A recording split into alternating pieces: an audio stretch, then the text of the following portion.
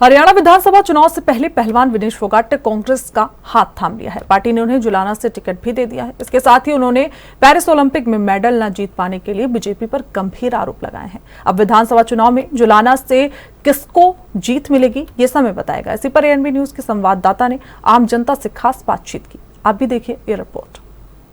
हरियाणा के जींद शहर में है, क्योंकि जब से विधानसभा चुनाव की घोषणा हुआ तब से हरियाणा का जो चुनावी पारा है, सियासी पारा है, वो काफ़ी हाई जा रहा है।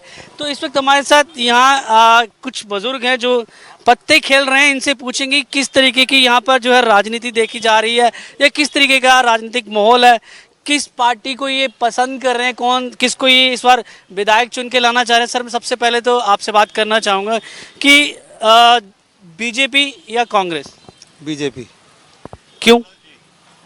देश की वजह से। देश कहाँ से कहाँ पहुँचा दे और कहाँ तक कहाँ पहुँचा दिया देश, नहीं तो तलाशी होकर दी तरह दंगे कर दिया कर दे। कड़ी विदेश में जाओ करता तो पाकिस्तान की तरह इज्जत नहीं थी हमारी भी। जब से ये प्रधानमंत्री है, जब से हमारी इज्जत होगी। मेरी तो ये सोच है। चलो आपसे भी पूछ लेते हैं। आप बताने की बात कर रहे हैं तो आपसे भी जरूर जानेंगे कि इससे पहले भी जो विधायक है वो बीजेपी के हैं, मिड्डा जी। तो 5 साल में कितना यहाँ पे प्रगति हुई है, कितना कार्य किया गया है उनकी तरफ से? कार्य तो किए हैं। पहली पंचवर्षीय योजना में जो कार्य हो लिए जो ये पिछले तो नुए गए जींद के लिए तो बिल्कुल निराधार। और जितने भ्रष्ट या बीजेपी है न, इतनी और शायद पार्टी है कौन, उनमें भ्रष्टता से तो काम बन जा करते। इसमें भ्रष्टाचार भी होते हैं और काम भी नहीं बनते लोगों के। किस तरीके की जो है भ्रष्टाचारी आपने देखी इन दिनों? इसमें भ्रष्टाचारी है जो एक तो गवर्नमेंट जो चुने हुए हैं उनकी, एक जो स्थायी गवर्नमेंट है न, जो यहाँ के कर्मचारी हैं वो इतने भ्रष्ट हैं हद से ज्यादा। एक तो इंतकाल करवा दिया हरियाणा गवर्नमेंट ने। आके इंतकाल के बगैर कोई एक खुद नहीं बेच सकता या एक गज जगह नहीं बेच सकता। और इंतकाल पर इतना भ्रष्टाचार है जो कहीं भी नहीं है। अब बात भ्रष्टाचारी करें तो जैसे बीजेपी की कह रही है कि जब से वो सत्ता में आया है तो हरियाणा में पर्ची और खर्ची वाला जो सिस्टम था वही खत्म कर दिया हमने। क्या कर दिया हमने? कौन सा पर्ची खर्ची का? ये मन हिंदी में समझा दे, मन सही समझा दे जाटू भाषा में। आग भाई वो पर्ची खर्ची का युग हटाया। रिश्वत में बताने लग रहा रे, बता दी रे, मैंने बता दी रिश्वत कौर कहाँ चल रही है।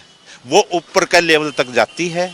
जो मैं 1 रुपया खाता हूँ ना, कि कर्मचारी हूँ, मैं 1 रुपया खाता हूँ, वो रुपया एक जगह नहीं बटता, वो कोई जगह जाता है। मैंने खूब तोखड़ लिया इस।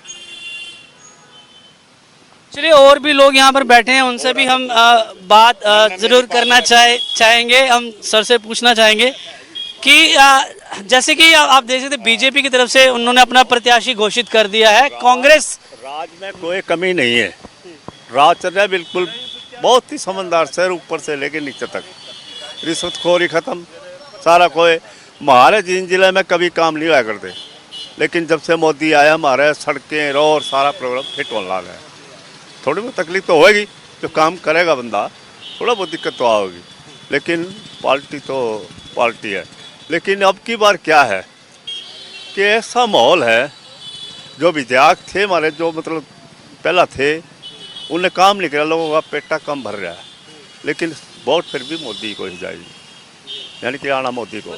वोट जो होगी वो मोदी को को जाएगी, बिल्कुल मोदी करेगा। तो जैसे एक चीज़ और मैं पूछना चाह रहा था आपसे कि जैसे बीजेपी की तरफ से जो है उनका प्रत्याशी जो है मिड्डा जी का है, उनको जो टिकट वहाँ से यहाँ चुनाव में उतार रहे बीजेपी, ठीक है। और दूसरी बात कांग्रेस की करें तो कांग्रेस का अभी तक जो है यहाँ पे कैंडिडेट फाइनल नहीं हुआ है। आम आदमी पार्टी ने आज जो है, क्योंकि कांग्रेस और आम आदमी के बीच जो गठबंधन को लेके बातें आ रही थी, उस पर एक तरह से पूरा विराम लग गया।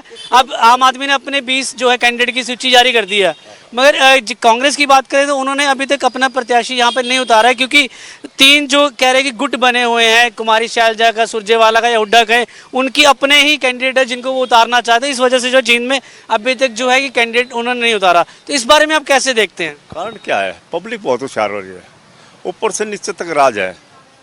हालांकि मिड्डा मतलब काम नहीं करे और कर भी वो भी लाग रहे हैं, काम तो लाग रहे हैं, लेकिन कुछ काम नहीं होंगे।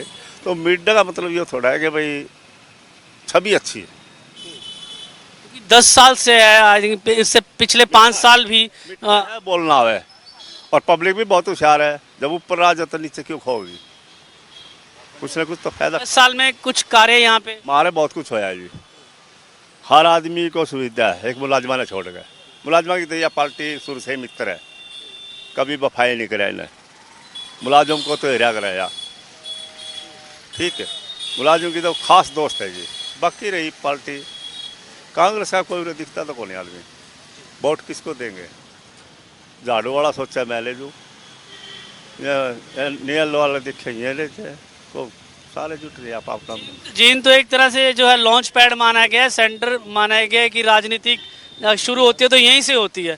तो यहाँ पे अब मोदी को सरकार मिलेगी, सारी वोट खड़ा कोई हो, खड़ा रहो, क्या फर्क पड़ता है उसमें?